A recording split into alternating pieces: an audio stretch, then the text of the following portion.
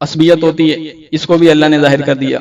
وہاں محبت تھی، اس محبت کو ظاہر کیا. یہاں فرمایا دیکھو کسی قوم کی دشمنی تمہیں اس بات پر آمادہ نہ کر دے کہ انصاف ہی نہ کر سکو. اس کے حق میں لکھ دوں میں، میری نہیں بنتی، میرے خلاف ہے، میرے سے اس کی تعلقات صحیح نہیں ہے، یا فلانی قوم ہماری قوم کے خلاف ہے، فلانا گھرانہ ہمارے گھرانے کے خلاف ہے، اس کے حق میں فیصلہ بنتا ہے، لکھ دوں. اب اس کے ہاتھ رکتے ہیں، اڑتے ہیں کہ فیصلہ لکھوں. دیکھیں یہ جو مقدمے کا ریکارڈ ہے، یہ جو فائلیں ہیں، یہ فائلیں تحریری گواہی ہیں.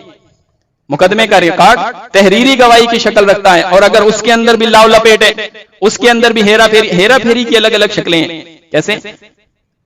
گواہ، ایک گواہ اس کو واقعے کا علم ہے، گواہ آدھی بات بیان کرتا ہے، آدھی چھپا لیتا ہے.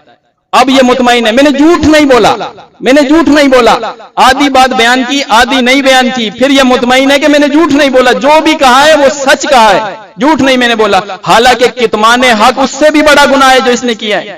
حق کیوں چھپاتا ہے؟ اس کی تو گواہی کی ضرورت تھی، اسی بنیاد پہ تو حق فیصلہ ہونا تھا، اس نے حق کیوں چھپایا؟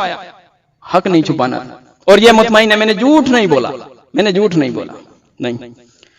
پھر یہ ہیرا پھیری کی ایک شکل ہوتی ہے. گواہ کو واقعے کا علم ہے لیکن اس کی ترتیب بدل دیتا ہے.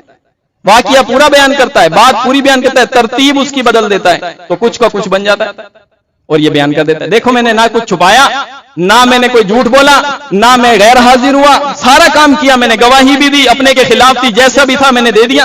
ترتیب اس کی غلط بیان کر دی، اور غلط ترتیب بیان کرنے کی وجہ سے مسئلہ کچھ کا کچھ ہو گیا. پھر جو ہے وہ حقدار کو حق نہیں ملا، وہ وہیں ترستا رہا، حسرت سے انصاف کو دیکھتا رہا، انصاف ملے مجھے انصاف ملے، لیکن اس کو انصاف نہیں ملتا.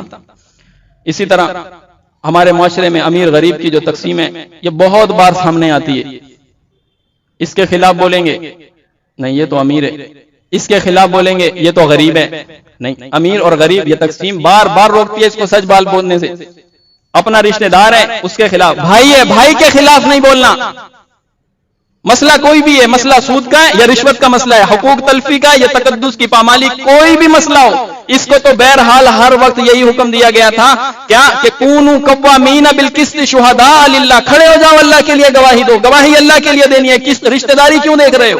گواہی تو اللہ کے لیے دینی ہے. اللہ نے اپنے لیے گواہی مانگی ہے، لو میرے لیے، میری رضا کے لیے گواہی دو. پھر یہ ماں باپ کو دیکھ رہا ہے، پھر یہ قوم قبیلے کو دیکھ رہا ہے، پھر یہ بھائی کو دیکھ رہا ہے، مامے چاچا تائے کو دیکھ رہا ہے، اس کو میں بچا لوں، اس کی حمایت آ رہی ہے اس کے ذہن میں.